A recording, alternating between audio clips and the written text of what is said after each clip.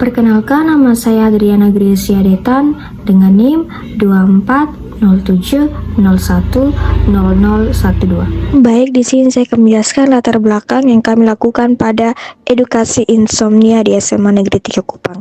Jadi, remaja usia 15-18 tahun di SMA Negeri 3 Kupang menghadapi risiko insomnia yang diakibatkan oleh adanya 3 faktor. Yang pertama itu ada gaya hidup digital maupun penggunaan gadget yang berlebihan. Yang kedua, stres selama akademik selama pekan ujian yang mereka hadapi. Dan yang ketiga, konsumsi kafein yang tidak terkontrol, sehingga akan berdampak pada penurunan imunitas, gangguan daya ingat, dan merosotnya prestasi akademik.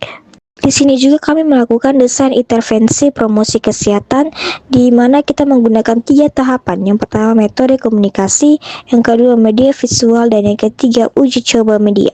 Di mana pada metode komunikasi ini kami melakukan komunikasi kelompok atau penyuluhan secara interaktif dengan ruang diskusi antara dua arah. Yang kedua melakukan media visual di mana kami menerapkan slide PPT atraktif dengan ilustrasi relevan dan bahasa yang santai, populer dan mudah dipahami oleh kelompok usia 15-18 tahun. Dan yang ketiga kita melakukan uji coba media di mana kita melakukan pre-testing pada kelompok kecil 3-5 siswa untuk memvalidasi keterbacahan materi.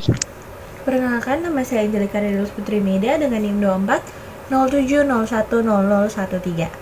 Selanjutnya adalah alur kerja implementasi. Yang pertama itu adalah birokrasi. Birokrasi itu di mana saat kelompok itu membuat surat izin dari kampus untuk diberikan kepada sekolah yang dituju, yaitu di mana pada hal ini adalah kampus FKM Undana yang akan memberikan surat ke SMA Negeri 3 Kupang. Kemudian akan didisposisi atau tidaknya oleh kepala sekolah. Kemudian masuk ke tahap 2 yaitu tahap persiapan.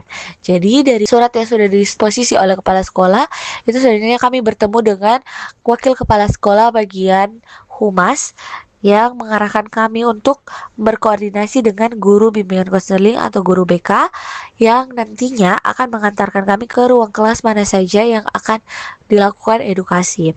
Selanjutnya itu adalah monitoring awal, di mana monitoring awal ini kita lakukan dengan sebelum melakukan edukasi, kita membagikan link pretest untuk pretest pengetahuan khususnya tentang insomnia untuk mengetahui seberapa jauh pengetahuan mereka terhadap insomnia ini.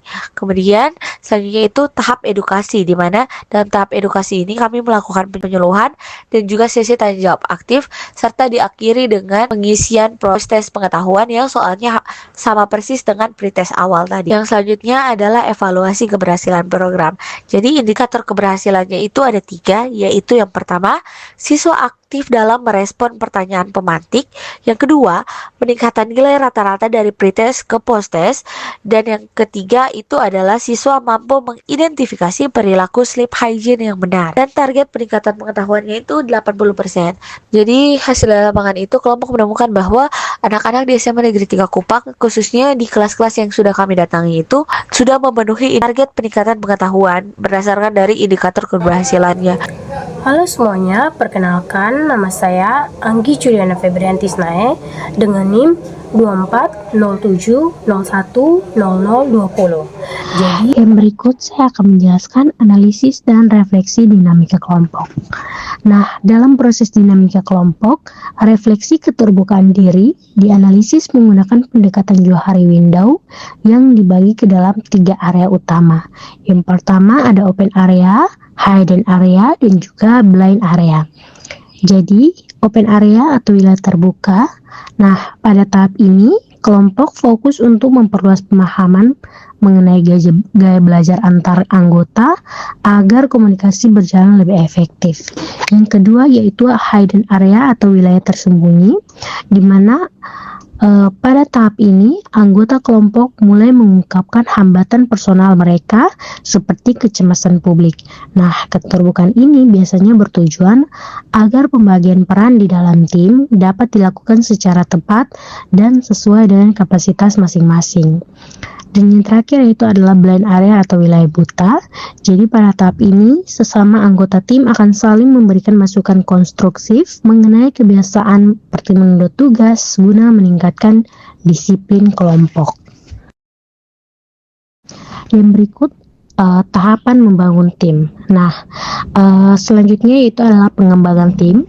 Dalam menjalankan proyek edukasi ini, mereka melewati 4 tahapan utama atau 2 main stage of group development, yaitu adalah forming, storming, norming, dan performing.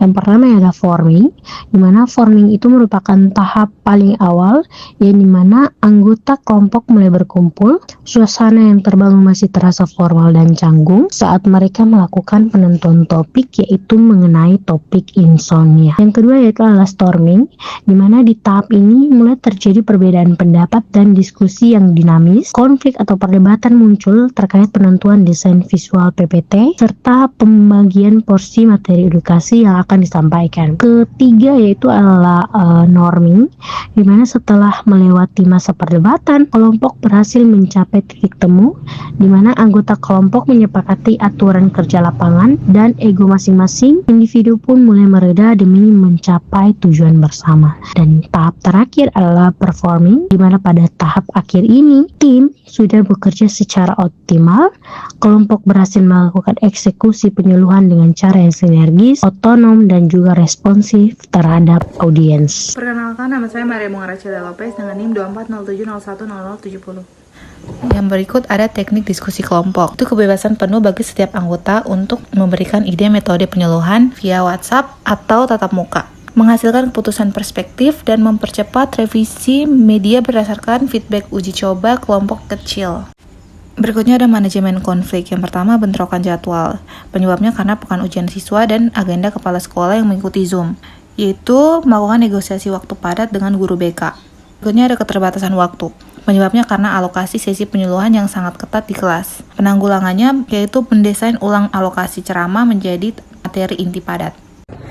Perkenalkan, nama saya Gladys Anidi Martinin DO dengan NIM 2407010104. Di sini. Baik, selanjutnya kita akan masuk ke bagian kohensivitas dan juga kerjasama tim. Nah, di sini terdapat 3 metode penggerak tim. Yang pertama itu ada komitmen emosional yang sama sejak fase perencanaan.